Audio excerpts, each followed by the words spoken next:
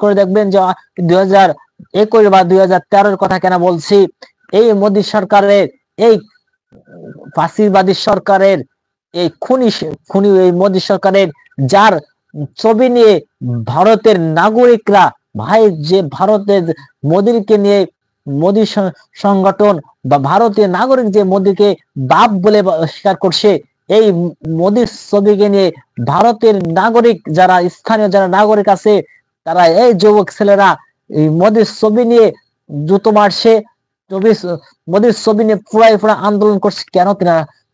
কেন তেনারা মোদী বিরুদ্ধে আন্দোলন কেন তেনারা করছেন? আসুন না আমরা জেনে নিই, আসুন আপনাদের বোঝাই।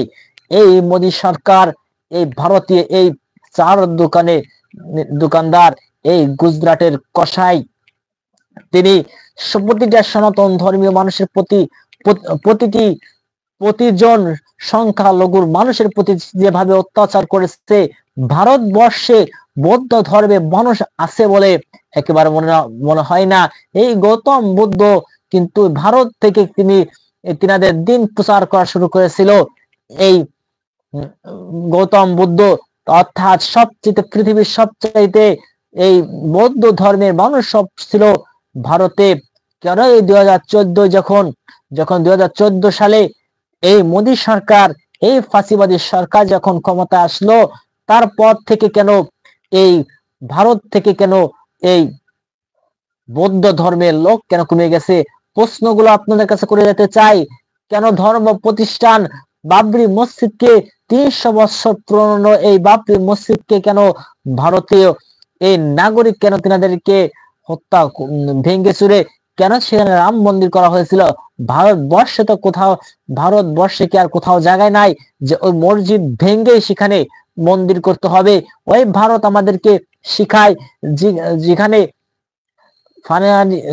যেখানে তেনাদের দেশের মা বোনের ইজ্জত, যে দেশে রক্ষা নাই পাওয়া যায় না, যে দেশে নিজের দেশে সনাতন ধর্মীয়, যে দেশে সংখ্যালঘুদের কোনো হেফাজত করা হয় না, যে দেশে মসজিদ ভেঙে মন্দির করা হয়, সে দেশের নাগরিক বা সে দেশের সোশ্যাল মিডিয়া কিভাবে আমাদেরকে গণতন্ত্র শিখায়, কিভাবে তিনারা আমাদের দেশের সংখ্যালঘুদেরকে ভালো শিখায়?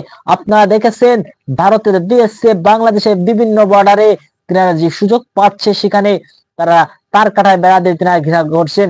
ভাই, ভারতীয় জায়গা যদি থাকে, তাহলে এই মোদী সরকার আমাদের ডক্টর মোহাম্মদ ইউনূসের সঙ্গে বসুক।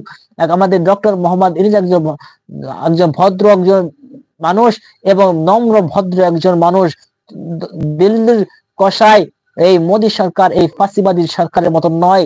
এই মোদী সরকার যদি ডক্টর মোহাম্মদ ইউনূসের সঙ্গে বসতেন, যদি কোন ভারতের কোনো জায়গা থাকতো, তাহলে এই বাংলাদেশ সরকার কিন্তু ছেড়ে দিতে। শুধু তাই নয়, ভারতের বিএসএফ কতটা হিংস্র, বাংলাদেশে এই বিজেপি দেরকে ছেড়ে তিনারা কাঁটাতারের ঘেরাও দেওয়া শুরু করলেন।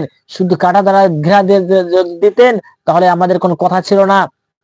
তবে এই মোদী, এই খুনি মোদীর এই প্রশাসন, এই ভারতীয় প্রশাসন এবং বিএসএফ, যারা এই বর্ডারের আশেপাশে যারা ছিলেন, তাদেরকে বিনা অপরাধে তেনাদেরকে হত্যা করেছেন। কেন তেনাদেরকে হত্যা করেছেন? ভারতবাসীর কাছে আমার প্রশ্নগুলো রেখে দিতে চাই। এবং আপনারা রেখেছেন এবং এটা বিশ্বের কাছে মধ্যে ভাইরাল হয়েছে, বাংলাদেশের মানুষ কিভাবে তার দেশপ্রেম, দেশকে ভালোবাসে। একটি মানুষ ভারতের বিজেপির সঙ্গে আন্দোলন করার জন্য, ভারতের বিজেপির সঙ্গে এই বিএসএফ এর সাথে নড়ার জন্য, ভারতের বিএসএফ যখন নড়তে চেয়েছিল, মাথায় গামছা বেঁধে হাতে হাতে একটা হাতে একটা দাও নিয়ে, অর্থাৎ তিনি একজন কৃষক, হাতে একটা দাও নিয়ে তেনার কাছে প্রশ্ন করা হয়েছিল যে ভারতের হাজার হাজার বিএসএফ এর সঙ্গে আপনি একটা দাও নিয়ে গেছিলেন, আপনি তো গুলি খেয়ে বেড়ে মরতে পারতেন।